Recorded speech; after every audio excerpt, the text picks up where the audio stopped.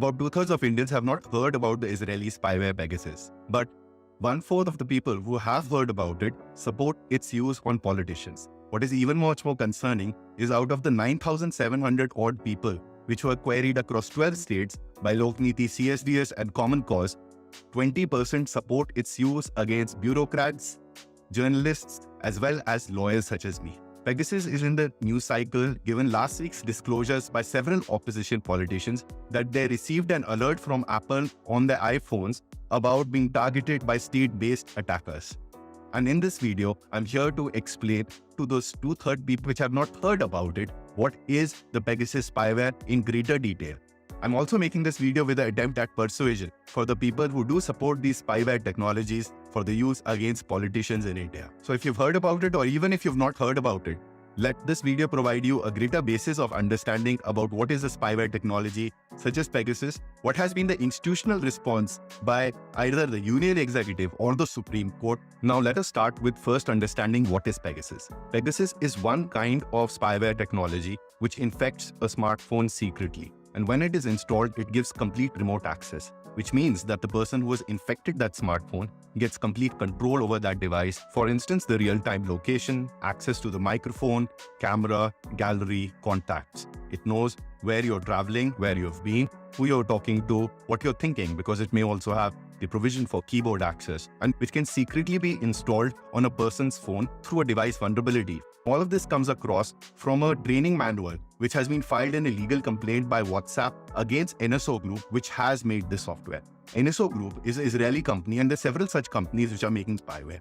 And it says that it has made this spyware only for government and intelligence agencies to fight crime and terror. And the export of this technology is actually classified in Israel as an arms export, which needs clearance from the Israeli Ministry of Defense to ensure that the end user is actually in government. So these spyware technologies are incredibly sophisticated, very expensive, and are primarily intended to be used by governments against national security threats. However, let's see how it has been used in India. There have been two instances of the use of Pegasus in India. The firstly, on October 30th, 2019, WhatsApp informed specific users, mostly activists and human rights defenders, that due to a vulnerability in WhatsApp, they were targeted and infected with Pegasus. And this was also confirmed by Citizen Lab, which specializes in forensic and technical investigations. The official response to this by the then cabinet minister, Mr. Ravi Shankar Prasad, was of denial and bluster. He immediately took to Twitter that he had sent notices to WhatsApp and started an investigation, but we still do not know what came out of it. Now, the second set of disclosures were in fact even more damning. They came on July 19, 2021. This came as part of a wider disclosure called the Pegasus File, and it revealed that a long list of politicians, primarily from the opposition, as well as constitutional functionaries, such as a former chief election commissioner or even the head of the CBI, were potentially infected with the Pegasus spyware. This led to wider social alarm, given that it was just not civil society activists any longer. The government response was of dismissing these claims. The present Union Minister, Mr. Ashwani Vaishnav, actually stated that this was an attempt to disrupt the monsoon session of Parliament. But when he made a statement on the floor of the House, did not clearly state that whether India procured the spyware Pegasus and used it. These two instances clearly show that the government is avoiding a direct answer to the question as to whether it has actually used Pegasus and procured it not only for national security, but against its own political opponents, as well as people in different layers of the Indian institutional apparatus who act as checks and balances on the power of the union government. And this is why it becomes really important for us to also look at what has been the institutional response by the Supreme Court of India. Due to evasion as well as a lack of investigation on the claims around the use of Pegasus, several petitioners approached the Supreme Court. Most of them happened to be journalists, and their prayers were for the disclosure by the cabinet secretary on whether the use of Pegasus spyware had actually been done on them. The Supreme Court, while hearing this matter, repeatedly posed questions to the Solicitor General of India on whether the use of spyware had been done on their phones, which was met with further evasion and led to the court to even express, quote unquote, "You do not want to take a stand." The only response by the union government was of filing a limited affidavit, which was filed on August 16 and annexes the statement of the cabinet minister on the floor of the parliament, where he states all surveillance in India is done as per due authorization, without answering in yes or no that whether spyware has actually been used. Faced with the prospect of non-cooperation by the Union government, which would stall any kind of meaningful advance in this petition, the court on October 27, 2021 constitutes an expert committee and poses questions including what was the government response after the first Pegasus disclosures were made in 2019, as well as whether the government has actually procured the Pegasus spyware. In constituting this expert committee, it actually rejects a proposal by the Union government where it says that we will constitute our own government committee, to which petitioners are voicing apprehensions that our phones would have been infected most possibly by the Union and the government of India. So actually it will be investigating its own case and there is a huge conflict of interest. So the court actually sets up its own expert committee and it poses questions which are directly aimed at the Union of India.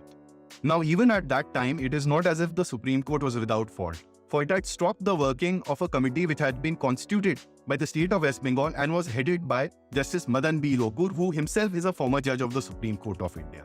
Now, fast forward, next year in 2022, the expert committee of the Supreme Court submits a report in a sealed cover and certain excerpts from it are read. Now, when these excerpts were read out, the court stated that the committee examined the phones but could not come to a clear answer whether Pegasus spyware was actually found on it. And this becomes problematic because the report is kept in a sealed cover. We do not know the methodology. Even the petitioners who had approached the court are not given a copy of the report. Secondly, the excerpt which is read out subsequent to this is also that the Union government did not cooperate. So there's also a very reasonable basis to assess that the committee, just based on a technical examination of the phone, rather than an admission or a denial by the cabinet secretary on affidavit that whether you procured this technology or not, which is another form of evidence, could come to a clear answer that Pegasus was indeed used in India.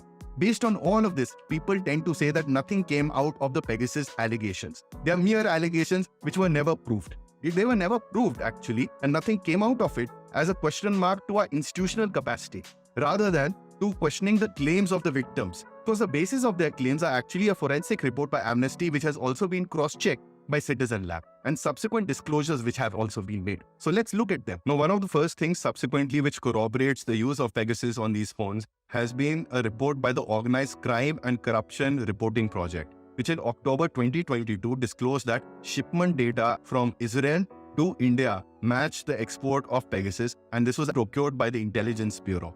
They even came down to a specific year, which is 2017, and I've linked to this news report.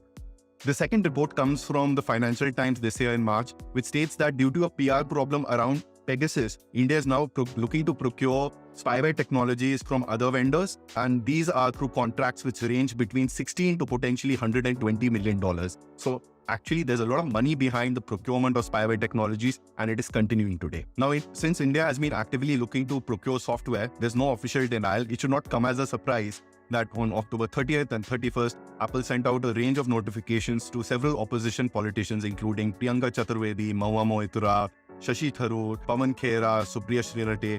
All of this were alerts which have come at the eve of 5 state assembly elections and a few months before the general elections. And this is why I think if somebody has the ability of getting into the phones of our politicians, it attacks and is a sledgehammer to the very roots of Indian democracy.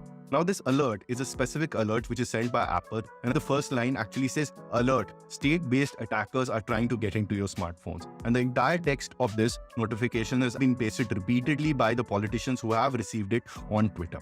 Subsequent to that, if you also look at it, Apple has its own support page where it explains this notification and why it has sent it. It says that it has sent it specifically after due study, however, cannot indicate which state is doing it, and also can be so sophisticated and expensive to conduct that this may also be just a false flag. Now, the primary response which has come from government and sections of the media which support the government has been first to engage in disinformation, which is to say that there was an algorithmic malfunction which caused this specific alert by Apple to be sent out, or to generalize and mischaracterize its statement by saying that this kind of alert is sent to 150 countries, while ignoring the fact that historically it is a system which has been implemented by Apple after the Pegasus files disclosures to notify specific people who have been targeted and place their phones in what is called as lockdown mode. So it's a specific notification which has come to opposition politicians politicians in India. It's not a generalized advisory which has gone out in 150 countries. And if it has been sent, it has been sent historically to targets who have actually been there in 150 countries where iPhones are sold. So this is mischaracterization and misinformation. And the last bit of misinformation which has been engaged in is the reference to a follow-up email which Apple sends and says that we cannot say with certainty who are these state-based attackers,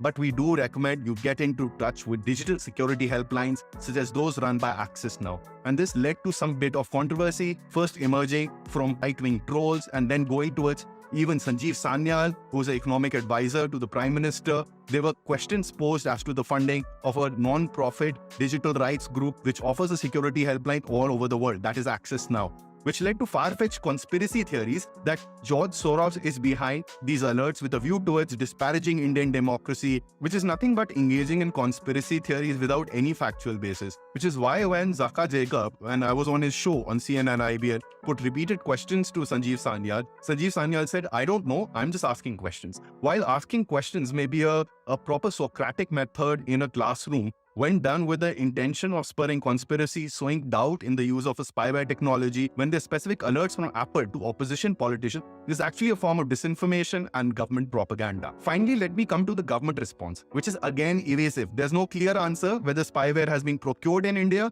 whether it has been used against opposition politicians. And this is evident from the tweets as well as a press conference which was done by the Cabinet Minister Shri Ashwini Vaishnav. Here, he stated that an investigation has been ordered by him and will be conducted by the Computer Emergency Response Team, but there is no basis to the charges which have been made by the opposition politicians. He also asked the opposition politicians to cooperate with this probe, submit their phones, but what is most interesting is again the same model which was used in 2019. Here, notices have been issued to Apple to cooperate with this technical investigation, just as they were issued to WhatsApp in 2019.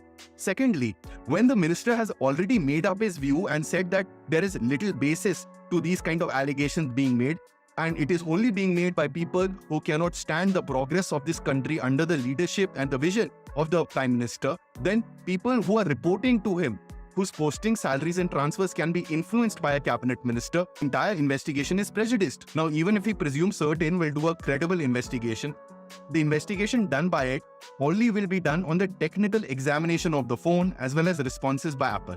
There will be no summoning, no examination of witnesses, there will be no admission denial which will be done of the intelligence agencies, specifically the cabinet secretary, who can in 2 seconds provide an answer whether Pegasus has been procured in India, for how much money, how it is used, and what safeguards are in place, whether it is used actually against opposition politicians. All of this analysis has been presented by me in a recent op-ed I've authored for the Indian Express, and a link to it is contained in the description below.